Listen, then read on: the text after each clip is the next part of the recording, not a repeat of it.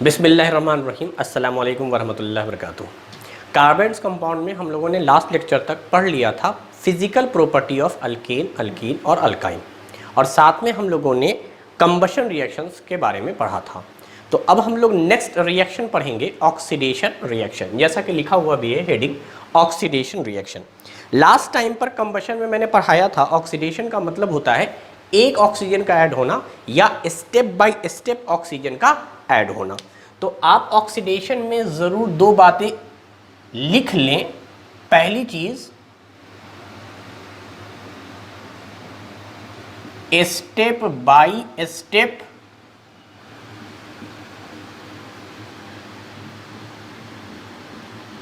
Addition of oxygen, और यहां gas नहीं है, एक ही ऑक्सीजन है तो उसे हम ऑक्सीजन एटम कहेंगे। और ये भी लिखें कि एडिशन ऑफ ऑक्सीजन हुआ है तो कहां हुआ है, तो in between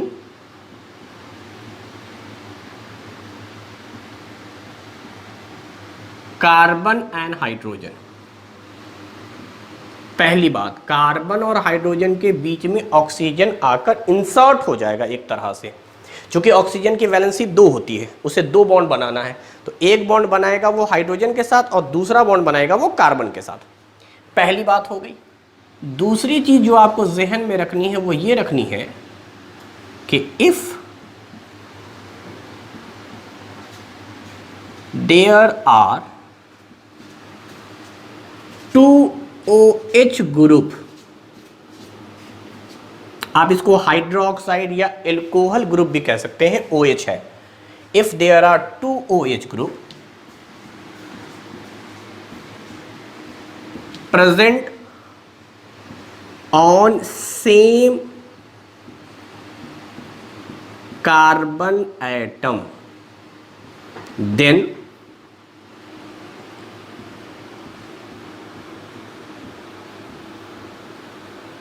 dehydration reaction occurs। Dehydration का मतलब हो गया वाटर का निकलना।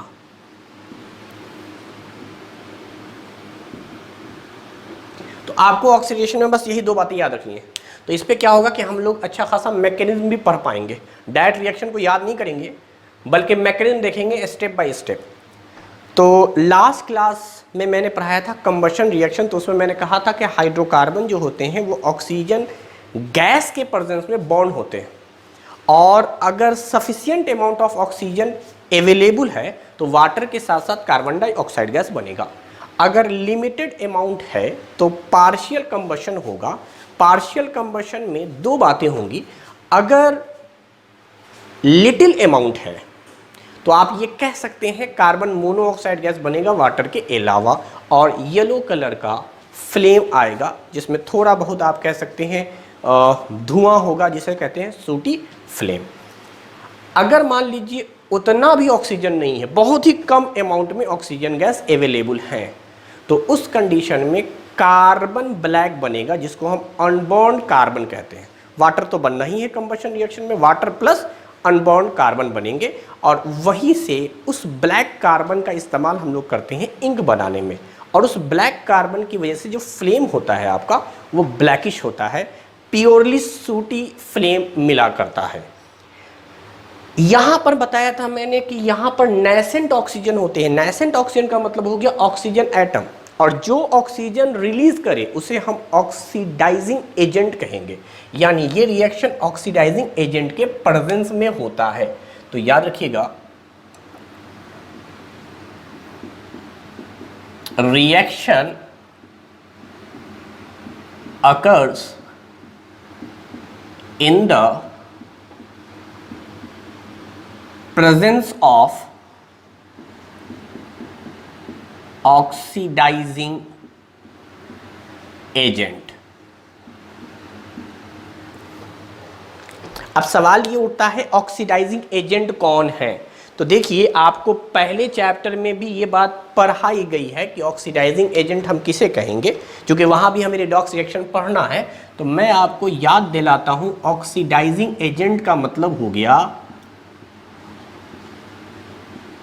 those chemical species which oxidizes other species by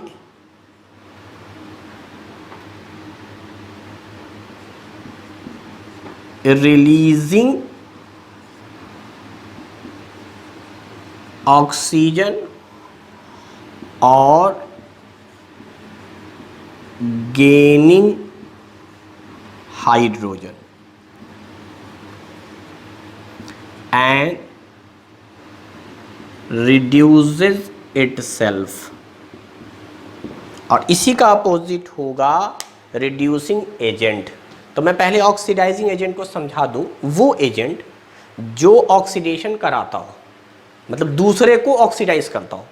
अब देखो दूसरा ऑक्सीडाइज कैसे होगा, कोई भी चीज़ ऑक्सीडाइज कैसे होता है, तो कहते हैं वो ऑक्सीजन को गेन कर लेता है। ऑक्सीडेशन दो लफ्ज से मिलकर बना है, एक है ऑक्सी, दूसरा है एडिशन। ऑक्सी मतलब ऑक्सीजन, एडिशन का मतलब ऐड कर देना। तो वो प्रोसेस जिसमें ऑक्सीजन ऐड हो जाए उस प्रोसेस को ऑक्सीडेशन कहते हैं हम लोग। और जो ऑक्सीजन रिलीज कर रहा है, अब मैं आपको एग्जांपल जब बताऊंगा तो बताऊंगा ये चीज़ कि हाइड्रोकार्बन है, अल्केन हो, अल्कीन हो, अल्काइन हो, उसके पास ऑक्सीजन तो नहीं है, उसके पास सिर्फ कार्बन और हाइड्रोजन है। तो कार्बन हाइड्रोजन को कोई दुनिया में एलिमेंट होंगे जो ऑक्सीजन देंगे, क्योंकि ऑक्सीजन गैस का इस्तेमाल हमें नहीं करना है कि एटमॉस्फेयर से ऑक्सीजन गैस ले लिया, अगर एटमॉस्फेयर से ऑक्सीजन गैस ले लेंगे तो कंबशन है। तो इसका मतलब ऑक्सीजन कहीं ना कहीं अवेलेबल है। जैसे कार्बन डाइऑक्साइड ही गैस मान लीजिए आप, या कार्बन मोनोऑक्साइड गैस मान लीजिए, उसमें ऑक्सीजन है।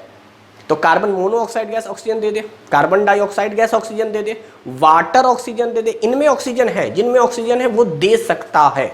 अभी मुझे ये नहीं मालूम कि देगा ही, लेकिन मान लो जिन स्पेसीज के पास ऑक्सीजन है वो ऑक्सीजन रिलीज कर रहे हैं। जैसे सल्फर डाइऑक्साइड गैस है, सल्फर ट्राइऑक्साइड गैस है, पोटेशियम पर मैग्नेट है KMnO4, पोटेशियम डाइक्रोमेट है K2Cr2O7।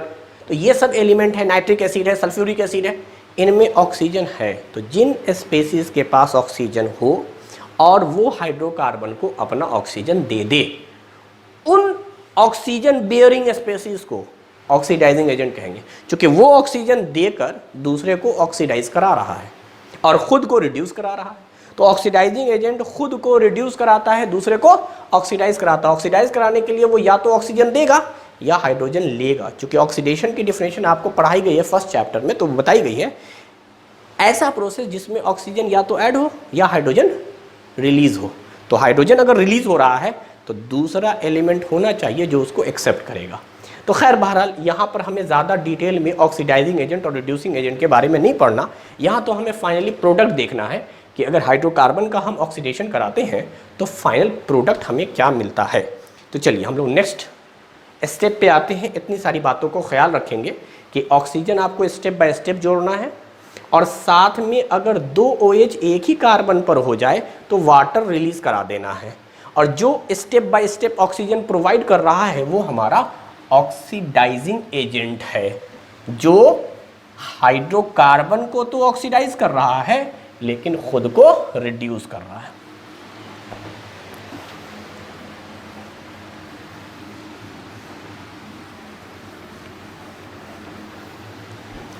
अब देखिए हम लोग स्टार्ट कर रहे हैं मीथेन से। CH4 ऑक्सीडेशन का मतलब होता है नेसेंट ऑक्सीजन, जिसको हम ऑक्सीजन ब्रैकेट दिखलाते हैं, और जिसने भी रिलीज किया है वो ऑक्सीडाइजिंग एजेंट कहलाया है। यानी ये O जहां से भी आया है तो जो इसका सोर्स था वो ऑक्सीडाइजिंग एजेंट था। अब ये क्या होगा, तो आप स्ट्रक्चर को समझने की कोशिश कीजिए। दिस इज द स्ट्रक्चर, नाम है मीथेन।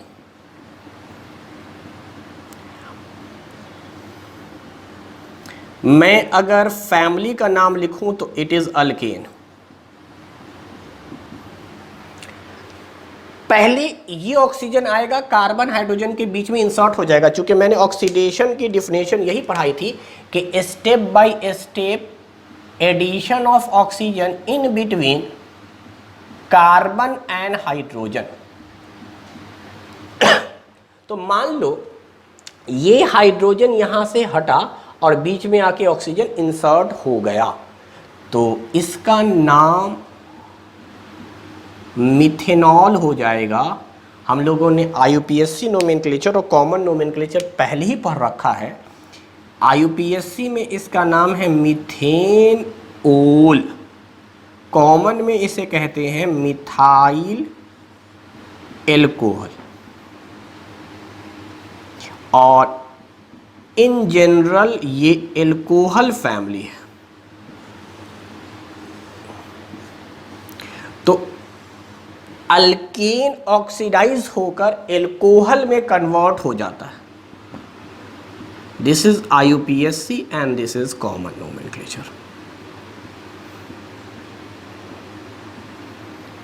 Common name.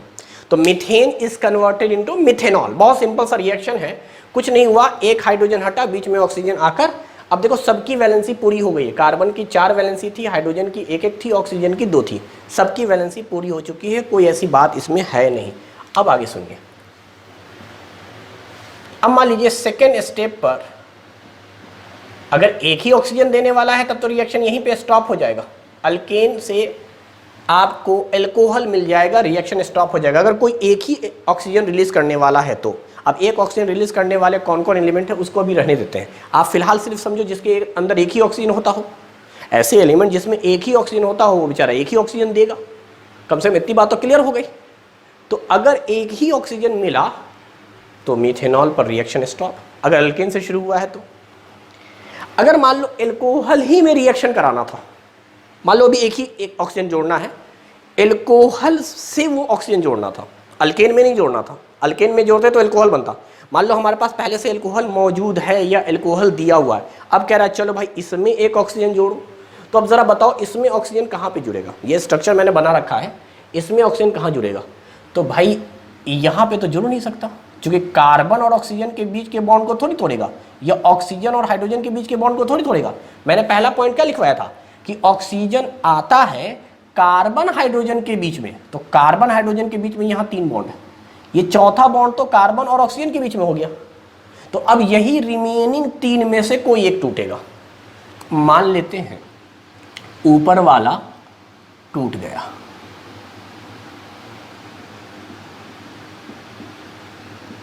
बाकी वैसे का वैसे ही रहेगा। तो ये स्ट्रक्चर कुछ बनेगा। आपने देखा था कि बॉन्ड हमेशा कार्बन हाइड्रोजन के बीच में आकर ऑक्सीजन इंसर्ट करता है, बॉन्ड टूटता है कार्बन हाइड्रोजन का। यहाँ पर भी कार्बन हाइड्रोजन का ही कोई एक बॉन्ड टूटेगा, ऑक्सीजन आकर इंसर्ट कर जाएगा। अब ज़रा देखो कि ये क्या स्टेबल स्ट्रक्चर है? कहेंगे नहीं। क्यों स्टेबल स्ट्रक्चर नहीं है? दूसरे पॉइंट पे आ जाओ। दूसरे पॉइंट में कहा था अगर एक ही कार्बन पे 2 OH ग्रुप हो तो वाटर निकल जाता है। वाटर निकलने का क्या तरीका है? वाटर निकलने का तरीका ये है कि यहां से OH निकलेगा और यहां से H निकलेगा। ये हमेशा याद रखना। यहां से OH निकलेगा तो ऊपर आता है बेसिकली निगेटिव चार्ज। वो ज्यादा इलेक्ट्रॉन निगेटिव है तो खींचेगा तो ऊपर आ जाएगा निगेटिव चार्ज, बदले में कार्बन पर आ जाएगा प्लस चार्ज, क्योंकि वो तो कार्बन से खींचेगा ना। मैंने पढ़ा था इलेक्ट्रॉन निगेटिविटी में कि बॉन्ड के थ्रू इलेक्ट्रॉन को खींचा जाता है। तो कार्बन ऑक्सीजन में ऑक्सीजन ज़्यादा इलेक्ट्रॉन निगेटिव है तो खींचेगा, खींचने की वजह से ऊपर आ जाएगा माइनस चार्ज और कार्बन पे आ जाएगा प्लस चार्ज। अब देखो यहाँ से तो OH निकला है और यहाँ से H निकलेगा। अब देखो H और O का बॉन्ड टूटेगा, जो निकलेगा यानी बॉन्ड टूटेगा तभी निकलेगा, तो H पॉजिटिव होता है और ऑक्सीजन निगेटिव होता है। चूंकि हाइड्रोजन और ऑक्सीजन में ऑक्सीजन फिर से ज़्यादा इलेक्ट्रॉन निगेटिव है तो O माइनस होता है, H प्लस होता है। यही वजह है कि यहाँ से OH माइनस और ये H प्लस आपस में आके जुड़ जाता है इलेक्ट्रोस्टैटिक फोर्स ऑफ अट्रैक्शन से। तो आप समझ लीजिए कि अगर आपने एल्कोहल में ऑक्सीडेशन कराया तो थोड़ी देर के लिए ये बनता है, उसके बाद फौरन वाटर रिलीज हो जाता है। वाटर कैसे बना? OH पे माइनस चार्ज है, देखो यहां दिखला रहा हूं मैं, यहां से ये बॉन्ड टूटा होगा तो OH निगेटिव बना होगा और वहां H प्लस बना होगा। इस निगेटिव और पॉजिटिव में इलेक्ट्रोस्टैटिक फोर्स ऑफ अट्रैक्शन होता है, या यूं समझो एक नया बॉन्ड फॉर्म होता है माइनस प्लस के बीच में, तो ये माइनस प्लस मिलकर एक बॉन्ड बना लेगा, तो यही वाटर है। ये बिल्कुल वैसे का वैसा ही बॉन्ड है, माइनस प्लस के बीच में एक नया बॉन्ड फॉर्म हो गया, दैट इज कॉल्ड वाटर। तो वाटर का फॉर्मेशन हो जाता है। अच्छा, वाटर तो यहाँ बन गया। अब देखो बचा क्या, यहाँ बचा, यहाँ है हाइड्रोजन, कार्बन, ऑक्सीजन। ऑक्सीजन पे माइनस चार्ज चूंकि H निकला था, कार्बन पे प्लस चार्ज चूंकि OH निकला था। निकलने के बाद जो बचा वो देखेंगे। वाटर तो निकल गया, चलो अब वाटर का निकलना ही डिहाइड्रेशन कहलाया। अब यहाँ पर क्या बचा देखो, ये माइनस और प्लस क्या एक नया बॉन्ड बना देगा, माइनस प्लस मिलेगा और एक नया बॉन्ड फॉर्म हो जाएगा। पहले से सिंगल बॉन्ड था, एक और बॉन्ड बन गया। अब इसी को हम लोग इस तरह लिख सकते हैं, इस H को घुमा के इधर लिख दिया है। बाकी इस कार्बन पे दो दो H है और एक डबल बॉन्ड O है। याद आ रहा है ये कौन सा फंक्शनल ग्रुप है? तो ये है aldehyde functional group. This is aldehyde, और हाइड्रोजन लग गया तो अब इसका नाम हो जाएगा फॉर्मल्डिहाइड। ये कॉमन नाम लिख दिया मैंने, फॉर्मल्डिहाइड। बताया था फंक्शनल ग्रुप कार्बन से अगर हाइड्रोजन लगा रहता है तो उसका नाम फॉर्म होता है, या मिथेनल। IUPAC की बात करें, मीथेन के लिए बताया था फॉर्म, और इथेन के लिए बताया था एसिड, प्रोपेन के लिए बताया था प्रोपायन, और ब्यूटेन के लिए बताया था ब्यूट आयर। तो यहां पर होगा मिथेन अल। एल्डिहाइड का सफिक्स इस्तेमाल होता है al. This is IUPAC nomenclature, this is common name. तो आप देखें, अगर हम एल्कोहल का ऑक्सीडेशन करते हैं तो हमें एल्डिहाइड मिलता है। तो आप समझिए, अल्केन से एल्कोहल मिला, एल्कोहल से आपको एल्डिहाइड मिला, एल्डिहाइड। चलिए अब सोचिए, फिर से दिल चाह रहा है मेरा ऑक्सीडेशन कराने का, फिर से। अब क्या होगा? तो देखो, इस कार्बन हाइड्रोजन के बीच में भी हम ऑक्सीजन इंसर्ट कर सकते थे, इस कार्बन और हाइड्रोजन के बीच में। यहां तो कर ही नहीं सकते, क्योंकि आपको जब भी इंसर्ट करना है तो इंसर्ट करना है कार्बन और हाइड्रोजन के बीच में। मान लो ये हाइड्रोजन हटाकर ऑक्सीजन ले आए, तो अब तो और आसान हो गया। जरा सोचो, क्या आप देख रहे हैं? तो आपको मिलेगा कि ये तो एक फंक्शनल ग्रुप है कार्बोक्सिलिक एसिड, HCOOH, इसी का नाम है फॉर्मिक एसिड। फॉर्मिक एसिड पढ़ाया गया था, स्टिंग ऑफ एंट में पाया जाता है। इसी को हम लोग कहते हैं methanoic acid. Methanoic acid, this is functional group हो गया carboxylic acid. Carboxylic acid,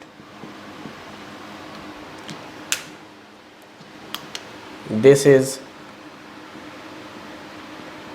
common name, this is IUPAC name. तो आप देखें, अल्केन से एल्कोहल मिल रहा है, एल्कोहल से आपको एल्डिहाइड मिल रहा है, और एल्डिहाइड से कार्बोक्सिलिक एसिड मिल रहा है। तो ये सारा रिएक्शन है। अब देखो होता क्या है, अगर मान लो सपोज करो कि हमारे पास अल्केन है, तो हमारे पास तीन ऑप्शन है। अगर एक ही ऑक्सीजन स्टेप, मतलब पहली स्टेप में खाली ऑक्सीजन आए, उसके बाद ऑक्सीजन आए ही ना, यानी जो ऑक्सीडाइजिंग एजेंट हमारा है वो बस एक ऑक्सीजन रिलीज करके रुक जाए, तब तो अल्केन एल्कोहल में बदल कर रुक जाएगा। लेकिन मान लो जो देने वाला ऑक्सीडाइजिंग एजेंट है वो दो ऑक्सीजन रिलीज करता है, एक करता है फिर पीछे से दूसरा कर देता है, तो थोड़ी देर के लिए एल्कोहल बनेगा पहले ऑक्सीजन की मदद से, फिर जो दूसरा ऑक्सीजन आ रहा है वो उसको सीधे एल्डिहाइड में ला कर रोक देगा। तो अल्केन से डायरेक्ट एल्डिहाइड बन जाएगा। Alkane is converted into aldehyde. फिर एल्कोहल पर रिएक्शन स्टॉप नहीं होगा। अगर अल्केन को दो ऑक्सीजन मिल गया स्टेप बाय स्टेप, तो अब सवाल उठा कि अगर अल्केन को 3 ऑक्सीजन मिल गए स्टेप बाय स्टेप, पहले एक ऑक्सीजन, फिर दूसरा ऑक्सीजन, फिर तीसरा, अगर आपको तीसरा ऑक्सीजन मिल गया तो पहले ऑक्सीजन पे वो एल्कोहल बनेगा, दूसरे ऑक्सीजन पर एल्डिहाइड और तीसरे पे वो कार्बोक्सिलिक एसिड बनेगा। तो ये ऑक्सीडाइजिंग एजेंट का कमाल है जो आपको हायर क्लास में पढ़ना है कि अल्केन में वो कौन सा ऑक्सीडाइजिंग एजेंट हम लाएं कि रिएक्शन एल्कोहल पे रुक जाए, वो कौन सा लाएं जिसमें एल्डिहाइड तक जाए, और कब ऐसा हो कि वो डायरेक्ट कार्बोक्सिलिक एसिड में कन्वर्ट हो जाए। तो अल्केन के साथ ये कह सकते हैं प्रोबेबिलिटी है इन 3 फंक्शनल ग्रुप के अंदर कन्वर्ट होने की। अब आते हैं एल्कोहल में, चूंकि हमें पढ़ना है फंक्शनल ग्रुप में एल्कोहल और खासतौर से इथेनॉल। तो एल्कोहल को अगर आप 1 ऑक्सीजन दीजिएगा तो वो एल्डिहाइड बनेगा, और अगर 2 ऑक्सीजन दे दीजिएगा तो वो कार्बोक्सिलिक एसिड में कन्वर्ट हो जाएगा। यानी एल्कोहल के पास प्रोबेबिलिटी 2 की है, जबकि एल्डिहाइड पे प्रोबेबिलिटी सिर्फ 1 की है। अगर आप इसको 1 ऑक्सीजन दीजिएगा ये कार्बोक्सिलिक एसिड में कन्वर्ट हो जाएगा। तो रिएक्शन हमें एल्डिहाइड का नहीं पढ़ना है, रिएक्शन हमें एल्डिहाइड का नहीं पढ़ना है। तो ये हमारे लिए अच्छा हो गया, वो तो समझाने के लिए मैंने आपको सारी बातें बता दी। लेकिन बेहतर क्या है कि अल्केन से एल्कोहल और एल्कोहल से कार्बोक्सिलिक एसिड कन्वर्ट करना सीखेंगे, या अल्केन से डायरेक्ट कार्बोक्सिलिक एसिड, एल्कोहल से डायरेक्ट कार्बोक्सिलिक एसिड। बीच में आपको एल्डिहाइड पढ़ना नहीं है, इसलिए इसे हम लोग अभी रहने देंगे। तो ये सारी बातें आपको समझ में आ गई होंगी, क्योंकि हमने आपको स्ट्रक्चर से और पहले ही बता दिया था ऑक्सीडेशन में स्टेप बाय स्टेप ऑक्सीजन को हम ऐड करते हैं, और वो जो oxygen step by step add कीजिएगा वो ज़रूर आप कार्बन और हाइड्रोजन के बीच में कीजिएगा। अब चलिए मैं बता दूं आपको कि यहाँ पर जनरली जो इस्तेमाल किया जाता है वो कॉपर किया जाता है। एक्चुअली कॉपर के ऑक्साइड होते हैं, आप कॉपर ले लीजिए, कॉपर, और साथ में हालांकि ये आपके लेवल का है नहीं अभी, टेम्परेचर 573 केल्विन, यानी अगर मैं आपको डिग्री सेल्सियस में बताऊं तो लगभग 300 डिग्री सेल्सियस के आसपास हो गया। चूँकि 273 केल्विन कहलाता है 0 डिग्री सेल्सियस, तो 573 यानी 273 में 300 ज़्यादा, तो 300 डिग्री सेल्सियस पे कॉपर, अगर अल्केन को कॉपर के प्रेजेंस में हीट किया जाए तो वो एल्कोहल में कन्वर्ट हो जाता है। अब देखो, पढ़ना भले नहीं है लेकिन मैं आपको बता देता हूँ, अगर एल्कोहल को एल्डिहाइड में बनाना है तो एक टर्म आता है जिसका नाम है PCC। आप बस जानो PCC का इस्तेमाल करते हैं, इससे कन्वर्ट हो जाता है एल्डिहाइड में। अब अगर आपको एल्डिहाइड को कार्बोक्सिलिक एसिड में कन्वर्ट करना है तो हमारे पास बहुत सारे रिएजेंट हैं, जैसे नाइट्रिक एसिड है, HNO3 को आप नाइट्रिक एसिड कहिए। मैंने कहा था कि एल्डिहाइड एक्चुअली हमें पढ़ना नहीं है, तो आप बस जानो अल्केन से एल्कोहल, और the most important is how to convert alcohol into carboxylic acid. तो एल्कोहल कार्बोक्सिलिक एसिड में कैसे कन्वर्ट होता है मैं वो बता रहा हूँ, तो आप याद रखिएगा, इसको ज़रूर नोट कर लीजिएगा। अल्कलाइन KMNO4, अल्कलाइन का मतलब बेसिक मीडियम में KMNO4 का इस्तेमाल करते हैं, या स्लैश करके लिख रहा हूँ मैं, एसिडिफाइड K2Cr2O7, ये सब स्ट्रॉन्ग ऑक्सीडाइजिंग एजेंट है। तो इसके पास ऑक्सीजन की कमी भी नहीं है, 4 ऑक्सीजन यहाँ दिख रहे हैं, यहाँ 7 ऑक्सीजन दिख रहे हैं। तो आप देखिए एल्कोहल के अंदर जब हम KMNO4 का या K2Cr2O7 का इस्तेमाल करते हैं, और मीडियम हम लोग KMNO4 के साथ बेसिक रखते हैं और K2Cr2O7 के साथ एसिड रखते हैं, तो आपको मैं नाम बता दूं, इसका नाम K स्टैंड फॉर पोटेशियम, और KMNO4 का नाम है permanganate, potassium permanganate. Basic medium में चाहिए या अल्कलाइन मीडियम में चाहिए, अभी थोड़ा सा तरीका बता दूंगा आपको याद करने का ट्रिक। और ये है आपका पोटेशियम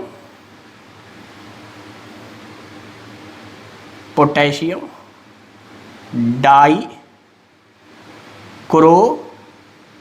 मेट। तो ये तो नाम आपको याद रखना होगा। K2Cr2O7 का नाम है पोटेशियम डाइक्रोमेट और इसका नाम है परमैंगनेट। पोटेशियम दोनों में है, के पोटेशियम परमैंगनेट, पोटेशियम डाइक्रोमेट, ये याद रखना होगा आपको।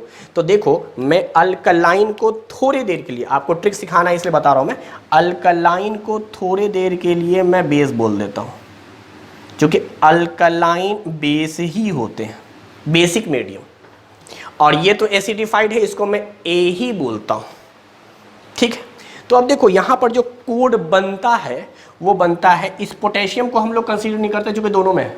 अब कंफ्यूजन ये है पोटेशियम के साथ परमैंगनेट लेना है या पोटेशियम के साथ डाइक्रोमेट लेना है। तो आपको याद रखना है blood pressure, BP, BP boiling point, blood pressure, जो याद करना है आप कर ले। तो बीपी का कॉन्सेप्ट है alcohol is converted into carboxylic acid. तो आपको पता चल गया बी फॉर बेस परमैंगनेट, यानी परमैंगनेट जब होगा तो आपको बेस या अल्कलाइन मीडियम का यूज करना होगा। तो अब जाहिर सी बात है अगर एक पता चल गया तो दूसरे के लिए आपको ट्रिक जानने की जरूरत नहीं है। तो यहां पर आप सीधे एसिडिक मीडियम में डाइक्रोमेट का इस्तेमाल करेंगे, क्योंकि मैं आपको दो ही पढ़ा रहा हूँ, KMnO4 और K2Cr2O7, और दोनों का काम एक ही है, एल्कोहल को दो दो ऑक्सीजन दे देता है या दो बार ऑक्सीडाइज करता है, पहली बार एल्डिहाइड, एल्डिहाइड के बाद कार्बोक्सिलिक एसिड। और अगर एल्डिहाइड पर रिएक्शन रोकना है PCC, तो ये था हमारा ऑक्सीडेशन रिएक्शन। तो एक और मैं आपको बता देता हूं, क्योंकि हमें एल्कोहल में मिथेनॉल या मिथाइल एल्कोहल नहीं ज़्यादा पढ़ना, ये पॉइजनस नेचर का होता है। तो हमें जो पढ़ना है वो पढ़ना है एल्कोहल में इथेनॉल, इथेनॉल, और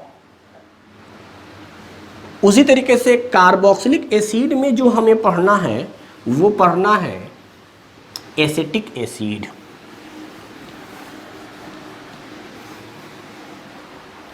तो आप देखिए क्या करेंगे,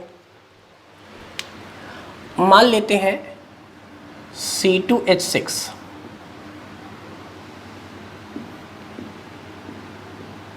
स्टेप बाय स्टेप आपको बताना है प्रोडक्ट ए क्या होगा, फिर इसमें ऑक्सीडेशन कराया गया होगा, प्रोडक्ट बी बना होगा, फिर इसमें कराया गया है, प्रोडक्ट सी बना।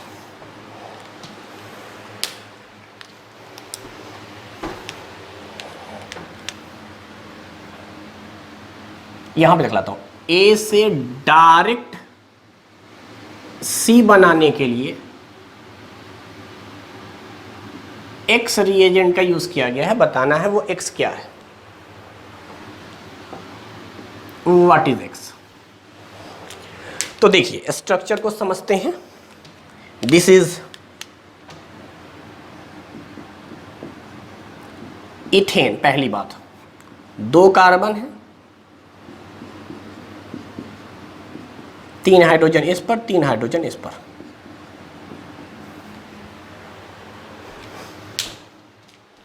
क्लियर। अब चलिए पहला ऑक्सीडेशन जो जनरली कॉपर और 573 के बीच में रिएक्शन होता है, तो हमें मालूम है क्या होता है, मैं स्ट्रक्चर समझाना चाह रहा हूं। तो अब देखो या तो ये बॉन्ड टूटेगा या ये या ये या ये, मतलब प्रोबेबिलिटी क्या है, इन तीनों में से कोई, इन तीनों में से कोई एक टूटेगा। तो मान लेते हैं, हमने ये मान लिया कि किनारे वाला एक टूट गया, कोई भी टूट सकता था, ये याद रखिएगा, कंफ्यूज नहीं होंगे कि यही क्यों टूटा है। मैं कह रहा हूं आप ये तोड़ लो, ये तोड़ लो, कोई एक ब्रेक कर लो अपने मन से, जो दिल चाहो, फर्क नहीं पड़ेगा, क्योंकि आपको मिलेगा इथेनॉल। अगर मैं फॉर्मूला लिखूं तो वी विल गेट C2H5OH या CH3CH2OH, इस कार्बन के साथ तीन हाइड्रोजन, इसके साथ दो हाइड्रोजन और OH। मतलब we will get first second, that is eth, सबके बीच में सिंगल बॉन्ड तो एन, एल्कोहल का सफिक्स ओल, कॉमन नाम इथाइल एल्कोहल। तो इथेनॉल या इथाइल एल्कोहल हमें मिल गया। ए का नाम है इथेनॉल या इथाइल एल्कोहल और स्ट्रक्चर है CH3CH2OH, सब जगह सिंगल सिंगल सिंगल बॉन्ड है। अब कह रहा है कि दोबारा से एक ऑक्सीजन ऐड किया गया है, तो तो अब आप बताइए, यहाँ पे थोड़ा सा कंफ्यूजन वाली बात है, इन दोनों में से किसी एक पर H हटा सकते हैं, इन तीनों में से किसी एक पर H हटा सकते हैं। तो मैं पहले इसको हटा के दिखला रहा हूँ, फिर इस पर भी आएंगे। तो ज़रा देखो, इन दोनों में से कोई एक अगर ब्रेक कर दिया,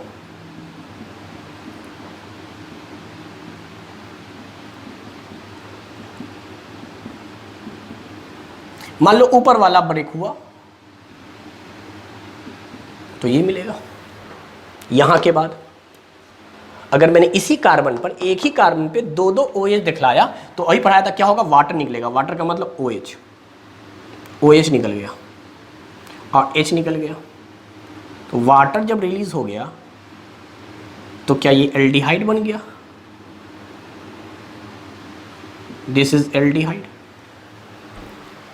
डिहाइड्रेशन के बाद याद रखिएगा, एल्कोहल में जब भी होगा तो इसमें चूंकि पहले से OH मौजूद था और दोबारा O आएगा कार्बन और हाइड्रोजन के बीच में, यानी दोबारा OH आएगा, तो एक ही कार्बन पे अगर दो दो OH आते हैं एक ही कार्बन पर, तब तो यहाँ से वाटर निकल जाएगा। वाटर निकलने के बाद ये एल्डिहाइड बन जाएगा, जो कि ज़्यादा स्टेबल स्ट्रक्चर है, और इसका नाम हो जाएगा, दो कार्बन है तो इथेनॉल। एल्कोहल में ओल लगाते हैं, एल्डिहाइड में अल लगाते हैं। और वैसे ये तो अमिताभ बच्चन है, तो काउंटिंग यहाँ से 1 और 2, तो इथेन था ही, और दो कार्बन के लिए या इथेन के लिए एसिड वर्ड इस्तेमाल करते थे, और एल्डिहाइड का पूरा एल्डिहाइड। दिस इज एसिटेल्डिहाइड, ये कॉमन नेम है। फॉर्मूला अगर लिखना चाहते हैं बी का, तो CH3CHO। अब देखो, सवाल ये उठा कि इन दोनों में से कोई भी H अगर आप हटाते और O लगाते, तब तो यही बनता, क्योंकि इसी कारण पे पहले से OH था, इसी कारण पे दोबारा से आप HO लगा देंगे। लेकिन अगर मैं यहाँ से हटाता, ध्यान से देखो, तो क्या बनता? हमारे पास ये स्ट्रक्चर है, मैं यहाँ लगा रहा हूँ। ज़रूरी थोड़ी कि हम एक ही कारण पे बार बार कराएं। मान लो यहाँ तो पहली बार आप जिधर से चाहते वो बॉन्ड ब्रेक कर लेते, यही बनता। लेकिन अब जब एक कार्बन पे OH आ चुका है, तो हो सकता है इसी कार्बन का H टूट के O लग जाए, या इसके टूट के H लगे, यानी पॉसिबिलिटी तो है ना ये भी बनने की। तो ये बात हमेशा याद रखिएगा कि जब भी ऑक्सीडेशन हम लोग कराते हैं, तो एक कार्बन के जब तक सारे हाइड्रोजन ख़त्म नहीं हो जाएंगे, ऑक्सीजन दूसरी तरफ नहीं जाएगा। ये इंपॉर्टेंट बात थी। यानी इस कार्बन पर अगर आपने शुरू में O लगा दिया है, तो अब इसी कार्बन के हाइड्रोजन पर ऑक्सीजन आएगा, किसी और पर नहीं आएगा, दूसरे पर नहीं आएगा, चाहे कितना बड़ा भी कार्बन क्यों ना हो। यहाँ पे 5, 6, 8, 10 कितने भी कार्बन क्यों ना हो। यानी ऑक्सीडेशन के लिए ये भी ज़रूरी है कि अगर एक बार स्टार्ट हो गया है जिस कार्बन से, आगे इन्हीं कार्बनों पर रिएक्शन होना है। उसकी वजह ये है कि जैसे ही ऑक्सीजन यहाँ आता है, समझना इस बात को, जैसे ही ऑक्सीजन आता है, अब ये कार्बन हाइड्रोजन के बीच का बॉन्ड कमज़ोर हो गया। कंबशन रिएक्शन में पढ़ाया था, ऑक्सीजन आता है, आकर हथौड़े की तरह कार्बन और हाइड्रोजन के बीच के बॉन्ड को ब्रेक करता है। तो इसका मतलब अगर ये ऑक्सीजन इस कार्बन पर आया है, तो इस कार्बन के हाइड्रोजन वाले बॉन्ड इतने कमज़ोर हो गए हैं कि अगर थोड़ा और अच्छे खासे अमाउंट में होता, लाइक ऑक्सीजन गैस यानी 2 ऑक्सीजन होते एक साथ, तो ये सारे बॉन्ड टूट जाते हैं। कार्बन हाइड्रोजन के बॉन्ड को ब्रेक कर देता है, कार्बन को अलग, हाइड्रोजन को अलग।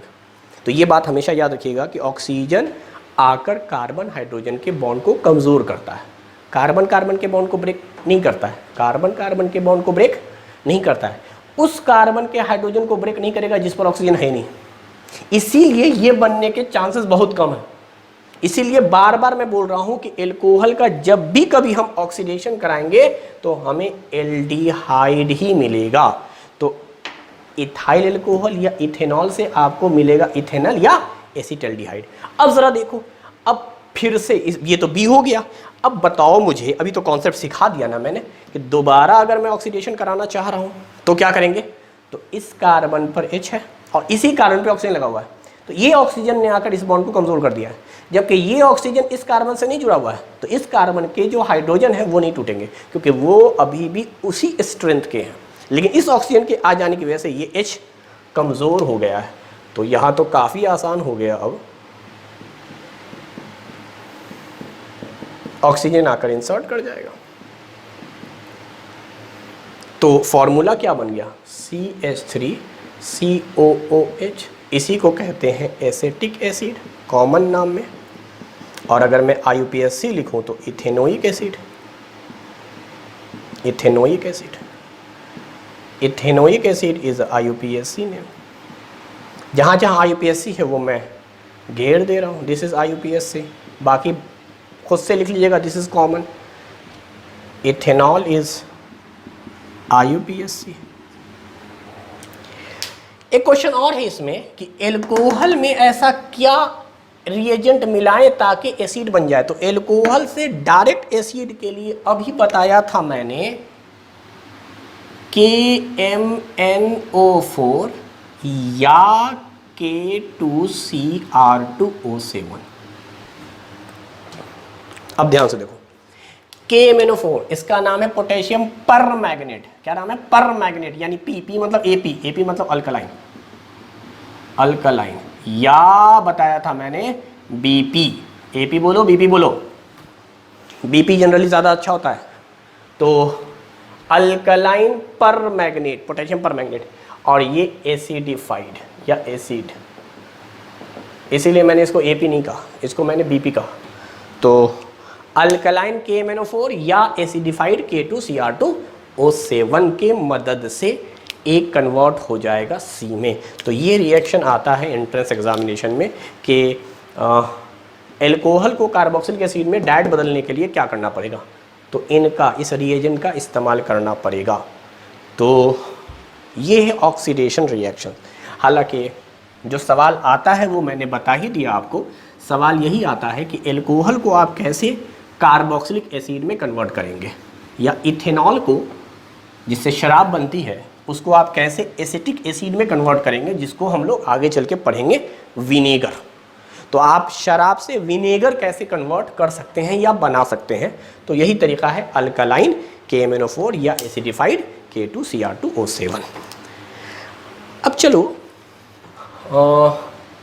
बहुत ही इंपॉर्टेंट रिएक्शन की तरफ चल रहे हैं जिसका नाम है एडिशन रिएक्शन।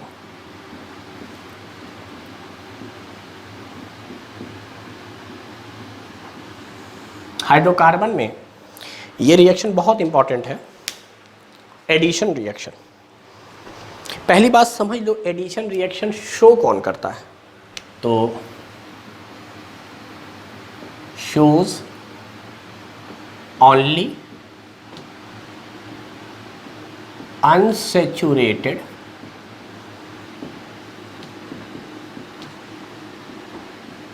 हाइड्रोकार्बन।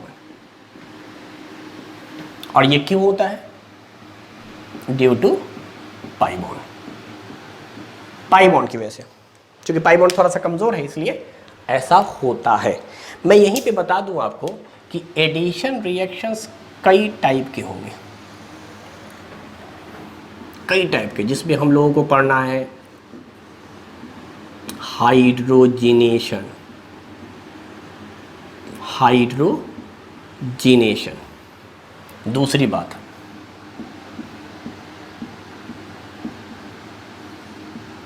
हेलोजिनेशन। तीसरा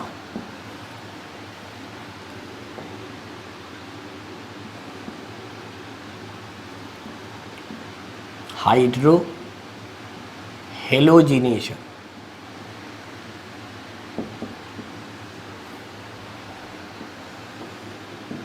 चौथा रिएक्शन विथ वाटर। और पांचवा ब्रोमीन वाटर।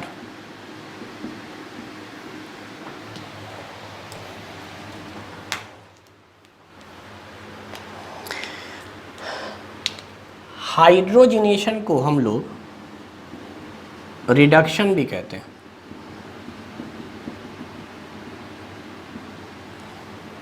मैं सिर्फ अभी समझा रहा हूँ आपको इसमें होता क्या है। इसमें एडिशन होता है हाइड्रोजन गैस का, H2 का। ये प्लस का मतलब एडिशन, आप समझिएगा। एडिशन होता है हाइड्रोजन गैस का। हेलोजिनेशन में क्या होता है, हेलोजन का एडिशन होता है, एडिशन ऑफ हेलोजन। अब हेलोजन आपको पता है ना, हेलोजन को हम लोग क्या कह सकते हैं, तो X की जगह पर अगर आप फ्लोरीन ऐड करें, क्लोरीन ऐड करें, ब्रोमीन ऐड करें, आयोडीन ऐड करें, तो अगर आपने फ्लोरीन ऐड किया तो इसको हम लोग कहेंगे फ्लोरीनेशन। अगर क्लोरीन ऐड किया तो नाम हो जाएगा क्लोरीनेशन। ब्रोमीन ऐड किया तो ब्रोमिनेशन,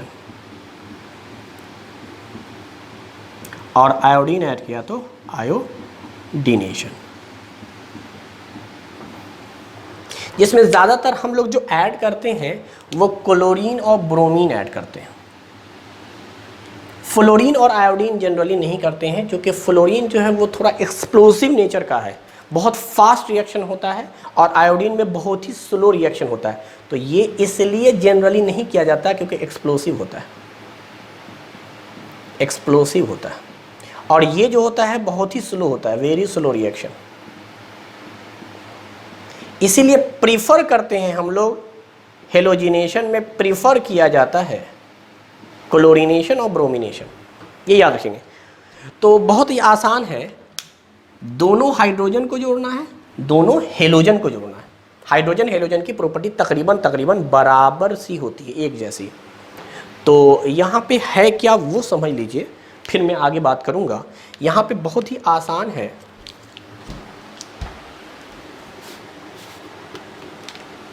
जैसे यहाँ पे कहते हैं break pi bond and add hydrogen both side। वैसे यहाँ पे कहते हैं break pi bond and add halogen. Fluorine रहा तो फ्लोरीन, हालांकि फ्लोरीन नहीं लेना है, क्लोरीन रहा तो क्लोरीन और ब्रोमीन रहा तो ब्रोमीन, तो ऐड हेलोजन बोथ साइड, दोनों साइड में हेलोजन को जोड़ देंगे। तो यहां तक तो काफी आसान है।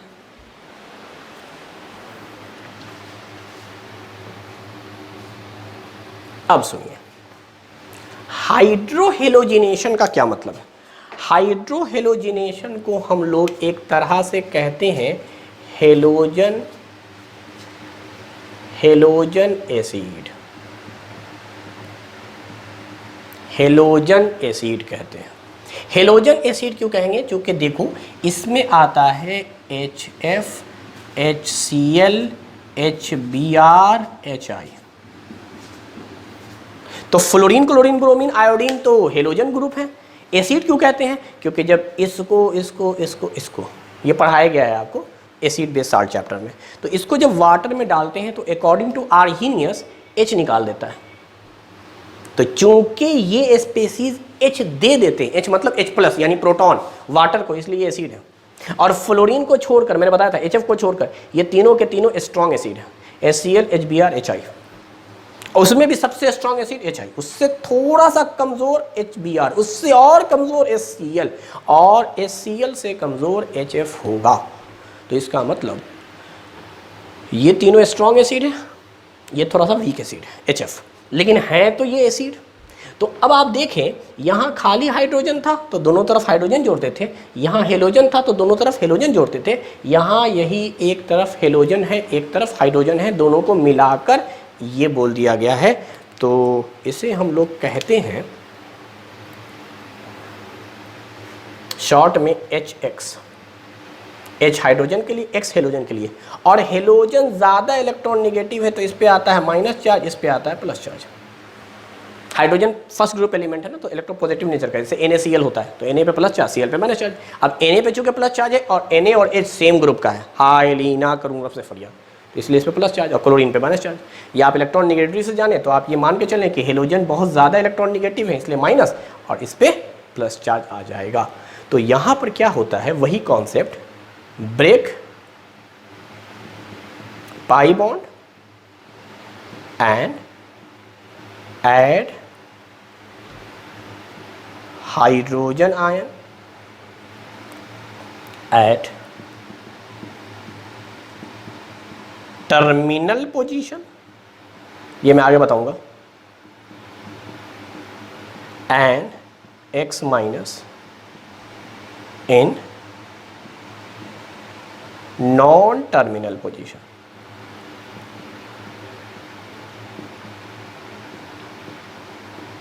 आपको समझ में नहीं आ रहा है तो आप यही मान के चले कि एक तरफ हाइड्रोजन को जोड़ना है, एक तरफ हेलोजन को जोड़ना है। ये टर्मिनल नॉन टर्मिनल रहने दीजिए, बस नोट्स के तौर पे बस लिख लीजिए, आगे काम आएगा।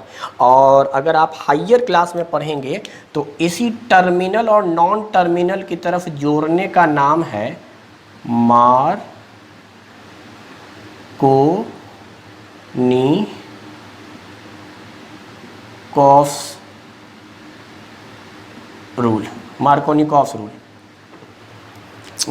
रूल।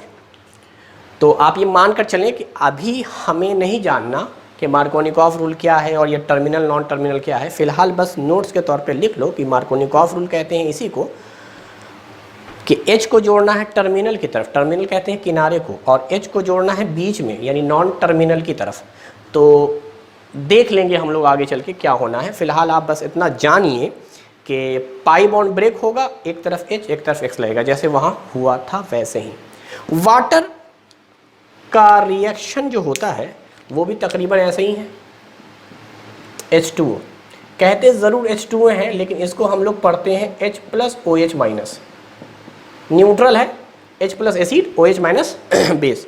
यहाँ पर भी वही कॉन्सेप्ट लगेगा जो कॉन्सेप्ट यहाँ है, यानी कुल मिलाकर क्या है, break, pi bond and add H plus at terminal position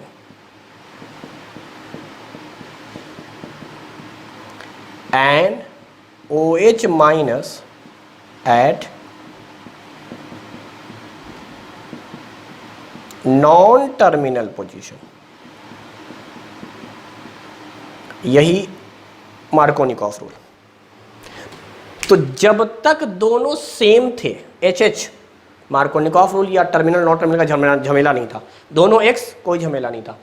HF में थोड़ा सा है, HOH में थोड़ा सा है। और ब्रोमीन वाटर की अगर हम लोग बात करें तो पहले समझो, ब्रोमीन वाटर का कलर होता है रेडिश टाइप का। मैं आपको दिखलाता हूँ रेडिश टाइप का, ये रेडिश है।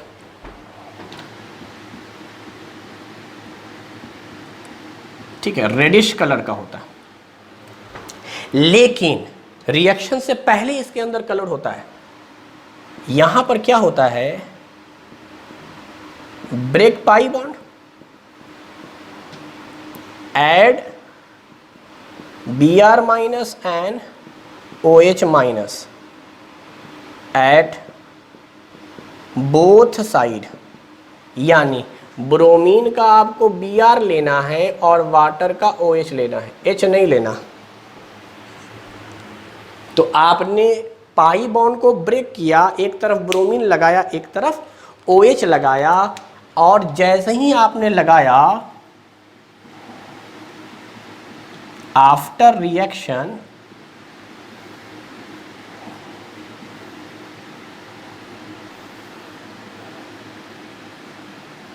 रेडिश कलर डिसअपियर, यानी कलर गायब हो जाता है। और ये एक बेहतरीन टेस्ट है। ब्रोमीन वाटर क्या है, टेस्ट टू डिफरेंशिएट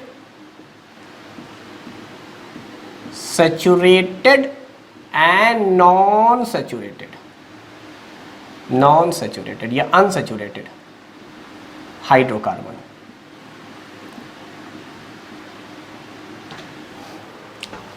मतलब क्या है समझिए, हमें अगर अल्केन दिया हुआ है या अल्कीन दिया हुआ है और बोल रहा है अल्कीन और अल्कीन में फ़र्क बताओ, तो मैंने बताया था आपको फिजिकल प्रॉपर्टी, दोनों के दोनों कलरलेस है, दोनों के दोनों ओडरलेस हैं, दोनों की डेंसिटी वाटर से कम है, तो बड़ा मुश्किल है डिसाइड करना। और शुरू के जो 4 एलिमेंट है दोनों के दोनों गैस के हैं, गैसेस नेचर के हैं, तो बड़ा मुश्किल है देख कर पहचानना, क्योंकि उनका कोई कलर ही नहीं होता, उनके अंदर कोई स्मेल ही नहीं होता।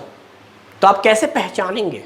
दोनों की डेंसिटी भी तकरीबन बराबर होती है और वाटर पे फ्लोट करते हैं, पानी में नहीं घुलते हैं, नॉन पोलर सॉल्वेंट में घुल जाते हैं, चूंकि नॉन पोलर नेचर के। तो फिजिकल स्टेट ऑलमोस्ट सेम थी, तो पहचानना बड़ा मुश्किल था। तो करते क्या है, आप डालते हैं bromine water, bromine water rat colour का हम एक वाटर ऐड करते हैं।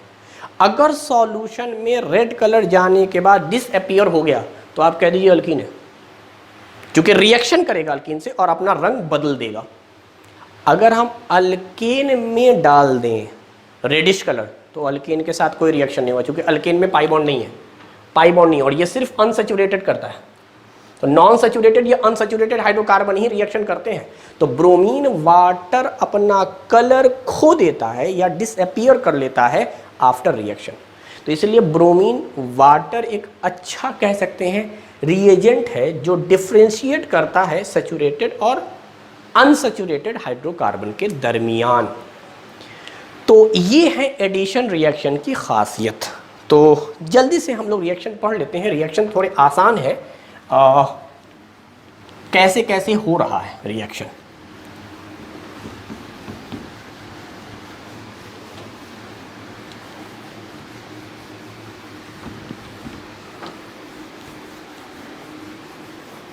देखिए, हम लोग बात करेंगे सबसे पहले हाइड्रोजनेशन की।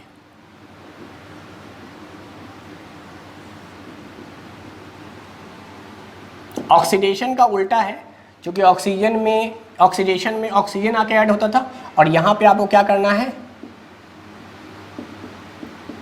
Addition of hydrogen gas. और ये याद रखिएगा, ऑक्सीजन गैस भी होता है और ऑक्सीजन नेसेंट यानी एटम के फॉर्म में भी रहता है, लेकिन हाइड्रोजन कभी भी एटम के फॉर्म में नहीं रहेगा, हाइड्रोजन हमेशा H2 के फॉर्म में रहेगा। तो अब मैं बताता हूँ हाइड्रोजनेशन में क्या होता है। तो ये है हमारे पास अल्कीन, अनसैचुरेटेड हाइड्रोकार्बन, C2H4, नाम है इथीन या इथाइलीन। बताया था आइलीन जो है वो डबल बॉन्ड का कॉमन नाम है, जबकि IUPAC में इन कहते हैं। तो 2 कार्बन था इसलिए इथ, डबल बॉन्ड था इसलिए इन या आइलीन। तो अब बताओ मुझे, अगर हम हाइड्रोजन गैस का इस्तेमाल करें और यहाँ पे हम लोग लेते हैं प्लेटिनम या आयरन, डी ब्लॉक के एलिमेंट्स जनरली लेते हैं, या आप कह सकते हैं टाइटेनियम, निकेल, इस तरह से हम लोग लेते हैं, platinum, manganese, zinc, D block के एलिमेंट्स हैं। पीडी प्लेटिनम है, Fe आयरन है, Ti titanium, Ni nickel, Pt platinum, Mn manganese, Zn zinc. Generally लिया जाता है निकेल, प्लेटिनम आयरन ज़्यादातर अमाउंट में।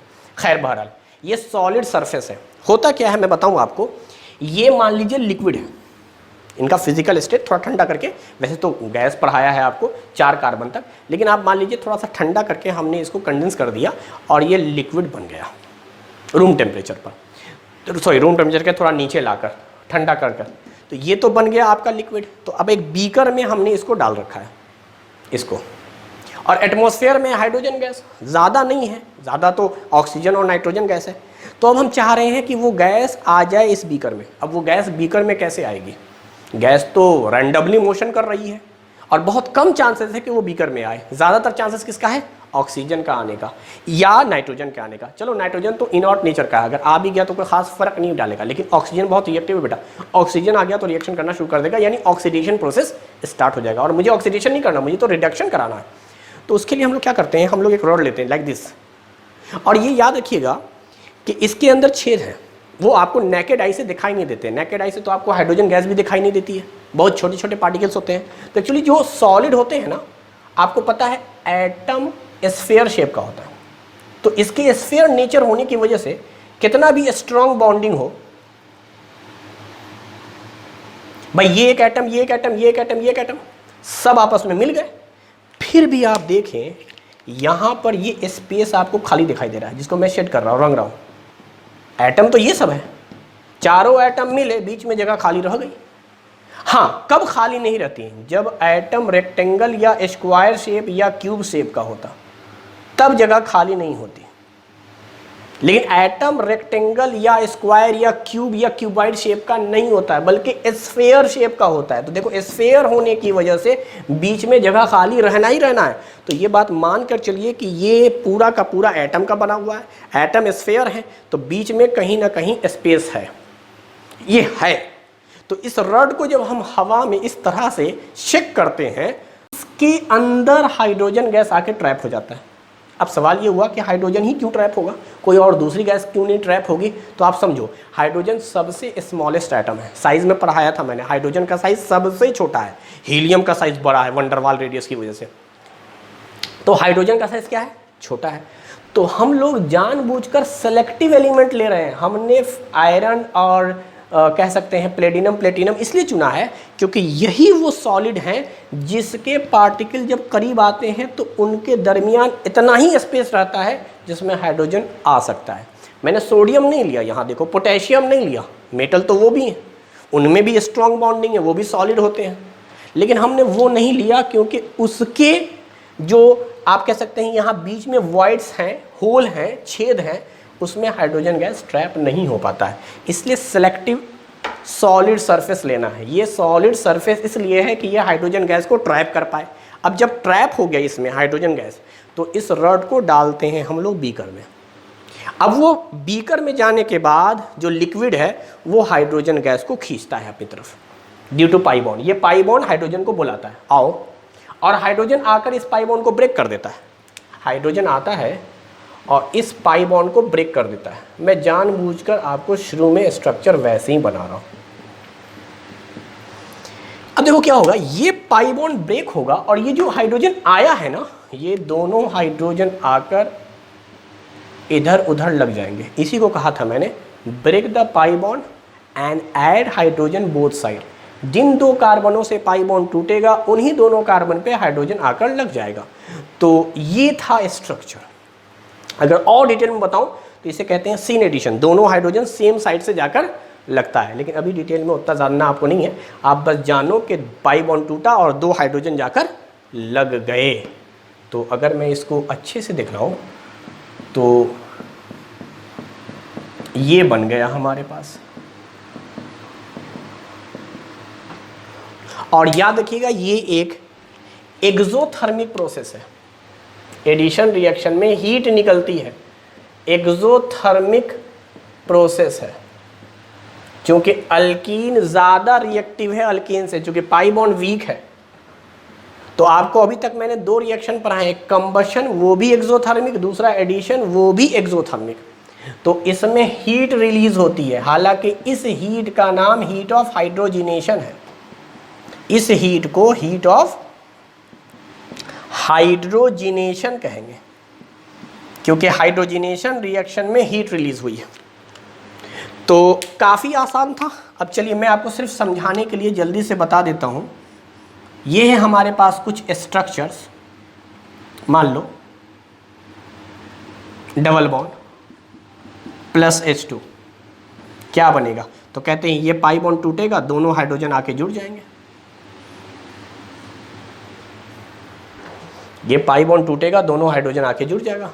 तो इसका नाम क्या था? एक कार्बन, दो कार्बन, तीन कार्बन, चार कार्बन, पांच कार्बन, पेंट। दूसरे कार्बन पे डबल बॉन्ड, IUPAC नाम लिखो तो पेंटुइन। ये क्या बन गया? एक दो तीन चार पाँच, पेंटेन। तो आपने अल्कीन से अल्केन बना लिया। तो इस रिएक्शन में क्या हुआ? Addition of hydrogen, that is why this is a reduction reaction. और याद रखिएगा ये हाइड्रोजन ऐसे नहीं आया है, ज़रूर कोई सॉलिड सरफेस रहा होगा, प्लेटिनम, क्योंकि ये सॉलिड सरफेस हाइड्रोजन गैस को ट्रैप करके इस पाई बॉन्ड तक लाया होगा। तो इस तरीके से रिएक्शन होते हैं, इस तरीके से रिएक्शन होते हैं, यानी पाई बॉन्ड को तोड़कर कहीं भी हाइड्रोजन जोड़ दो, इधर भी हाइड्रोजन, इधर भी हाइड्रोजन आपको जोड़ देना। चलो एक रिएक्शन और बताओ।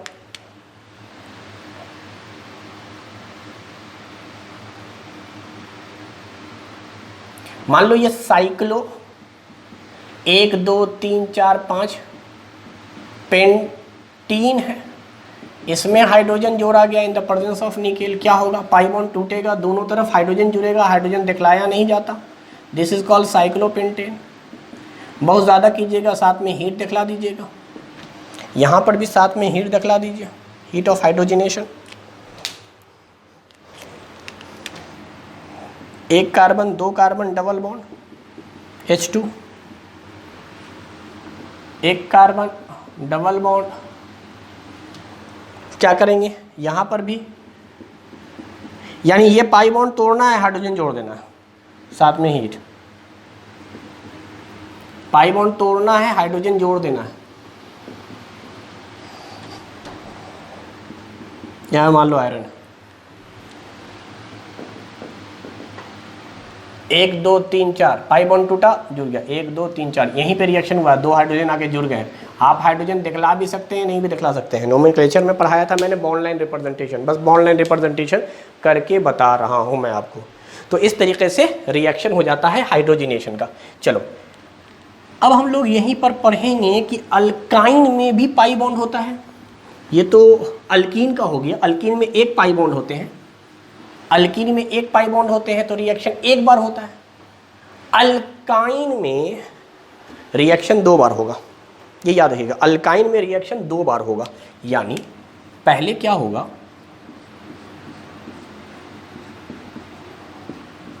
ये है इथ आइन, IUPAC में कॉमन नाम की बात करें acetylene, acetylene, formula C2H2, hydrogen in the presence of platinum. अच्छा, ये हाइड्रोजन कोई यूं ना समझा जाए कि एक ही पीस है, हाइड्रोजन बहुत सारे हैं, चूँकि बहुत सारे वॉइड्स हैं, छेद हैं जो आपको दिख रहे हैं, सब में हाइड्रोजन भरा हुआ है। तो होता क्या है कि मैं आपको स्टेप बाय स्टेप बताऊंगा। पहली बार एक पाई बॉन्ड टूटेगा, 3 बॉन्ड थे, एक सिग्मा 2 पाई, जो पाई था वो टूट गया, पाई 2 थे, कोई एक टूटा, एक टूटा और ये 2 हाइड्रोजन आकर जुड़ गए, 2 हाइड्रोजन आकर जुड़ गए। तो क्या ये इथीन बन गया या इथाइलिन, यानी C2H4।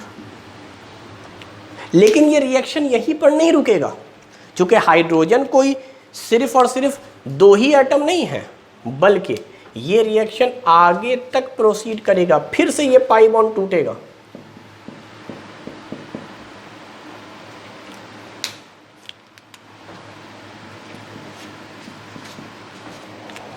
और यहाँ H, यानी फिलहाल ये रिएक्शन आकर स्टॉप होगा इथेन पर। इथेन का कॉमन नेम IUPAC नेम सब इथेन है, तो C2H6। तो आप यहाँ पर 2 बार रिएक्शन कराएंगे। पहली बार रिएक्शन कराएंगे, ये होगा, कुछ हीट निकलेगी, फिर दोबारा हाइड्रोजन जुड़ेगा, फिर ये बनेगा और फिर से हीट निकलेगी। तो अगर मैं यहाँ टोटल हीट लिखूँ, टोटल हीट, तो वो टोटल हीट क्या होगा, मोर देन अल्कीन। यानी अल्कीन और अल्काइन में, अल्कीन में हीट ज़्यादा, सॉरी अल्काइन में हीट ज़्यादा निकलेगा, क्योंकि अल्काइन में रिएक्शन 2 बार है, तो लगभग 2 गुना हीट निकलता है। सिंपल सी बात हो गई। यहाँ पर पहली बार जितनी हीट निकली, दूसरी बार फिर से हीट निकली। यानी आपको एक ही रिएक्शन में, बीकर में मान लीजिए अल्काइन है, रड डाला तो पहले ये अल्कीन बना, कुछ हीट निकला, फिर वो अल्कीन दोबारा से रिएक्शन करके दोबारा हीट निकालेगा, तो टोटल आपको हीट ज़्यादा मिलेगा। टोटल हीट की बात कर रहा हूँ मैं, स्टेप बाय स्टेप हीट की बात नहीं कर रहा हूँ। 2 स्टेप में रिएक्शन होगा और दोनों स्टेप में आपको हीट रिलीज होगी, क्योंकि पाई बॉन्ड टूटा है और सिग्मा बॉन्ड बना है। ये सिग्मा बॉन्ड है, पाई बॉन्ड कमज़ोर बॉन्ड है, सिग्मा बॉन्ड मजबूत बॉन्ड है। तो कमज़ोर बॉन्ड को आप तोड़ रहे हैं और मजबूत बॉन्ड बना रहे हैं, इसलिए हीट रिलीज होगा। हीट हमेशा याद रखिए कमज़ोर से मजबूत की तरफ जाता है। हीट हमेशा, हीट क्या बल्कि हर चीज़ फ्लो होता है कमज़ोर आदमी से मजबूत आदमी की तरफ। तो ये कमज़ोर है, थोड़ा मजबूत और मजबूत। तो इस तरह से आप देखें तो अल्कीन और अल्काइन दोनों में हमने रिएक्शन पढ़ लिया।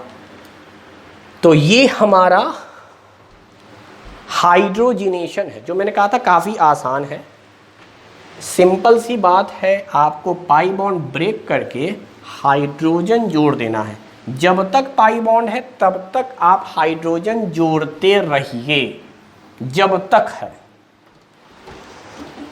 तो इसी पर मैं एक दो क्वेश्चन दे दूं जल्दी जल्दी। जैसे this is a very famous compound called benzene. Benzene का हाइड्रोजनेशन कराओ और ये मान के करना है कि हाइड्रोजन एक्सेस में है, कोई एक दो पीस नहीं है। उस वक्त तक रिएक्शन करता रहेगा जब तक सारे पाई बॉन्ड ना टूट जाए।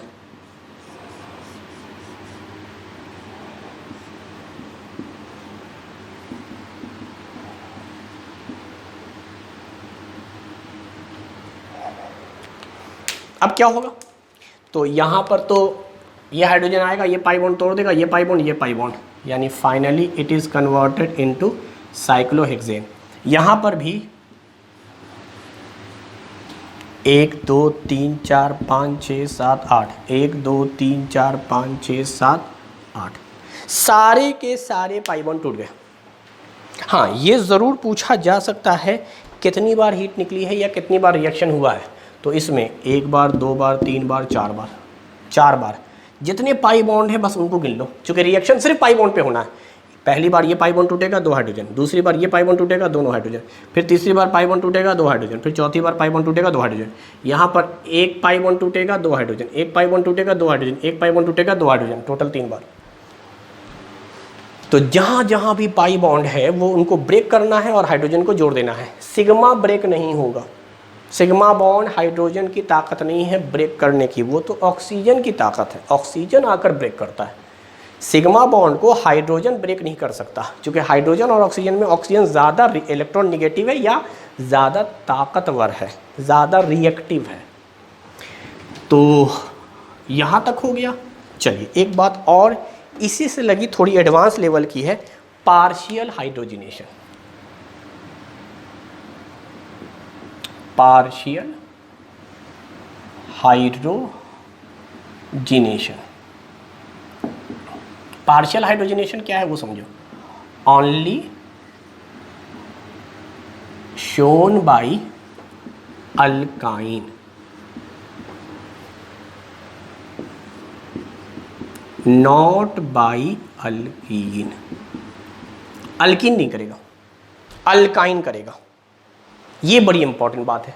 हालांकि हाइड्रोजनेशन पाई बॉन्डेड स्पेसिस करते थे, लेकिन पार्शियल का मतलब हो गया डबल बॉन्डेड नहीं करेगा, ट्रिपल बॉन्डेड करेगा। जहां 2 पाई बॉन्ड है वही करेंगे, यानी अल्काइन खाली करते हैं। जो रिएक्शन खाली अल्काइन करे वही है पार्शियल हाइड्रोजनेशन, जो दोनों करे वो है आपका हाइड्रोजनेशन। और अल्केन तो करता ही नहीं है ना, पार्शियल करेगा, हाइड्रोजनेशन करता ही नहीं है, पार्शियल क्या कंप्लीट क्या कुछ नहीं। तो इसमें होता क्या है वो सुनो। इसमें असल में रिएजेंट का कमाल है बेटा। इसमें जो रिएजेंट हम लोग लेते हैं वो लेते हैं हाइड्रोजन गैस के साथ बेरियम सल्फेट BaSO4, या हाइड्रोजन गैस के साथ कैल्शियम कार्बोनेट, या हाइड्रोजन गैस के साथ क्यूनॉन, या हाइड्रोजन गैस के साथ सल्फर। सल्फर जनरली S8 के फॉर्म में लिखा जाता है।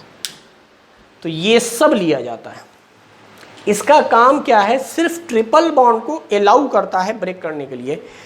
पाई बॉन्ड जैसे ही अल्कीन में आ जाता है ये ब्रेक नहीं करता। यानी इनकी बात कर रहा हूं मैं, only allow to react with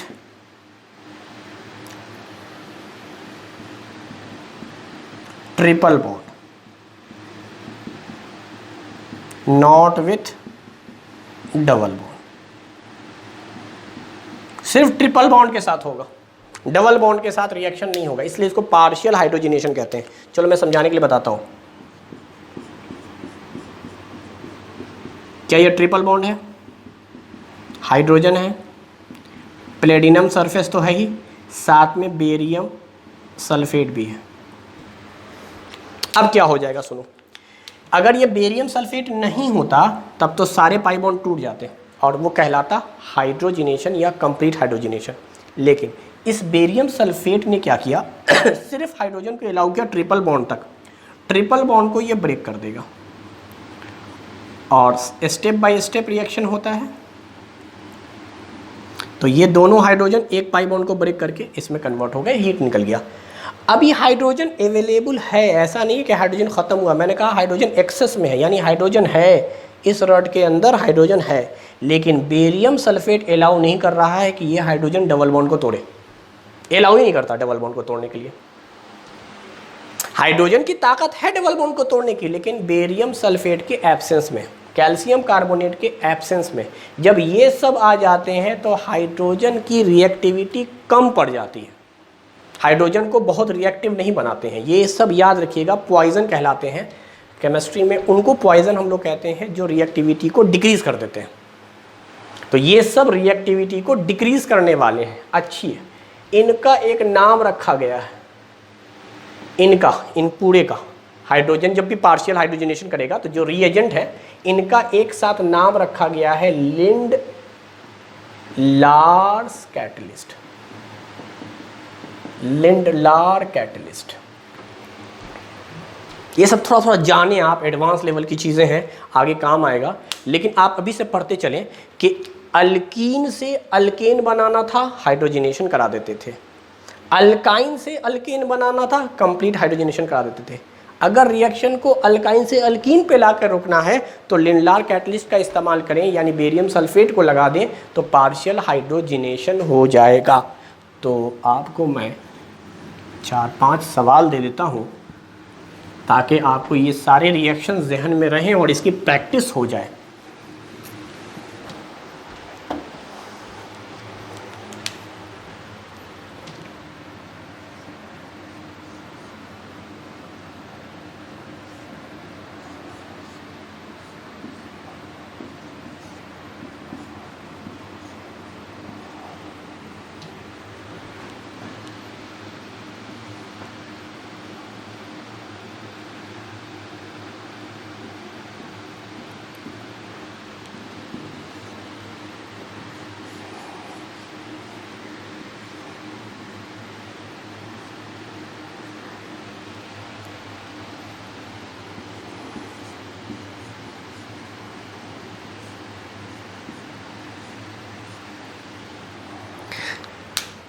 क्या करना है वो सुनिए। आपको इसमें हाइड्रोजन और प्लेटिनम के प्रेजेंस में रिएक्शन कराना है, फिर हाइड्रोजन, प्लेटिनम और कैल्शियम कार्बोनेट।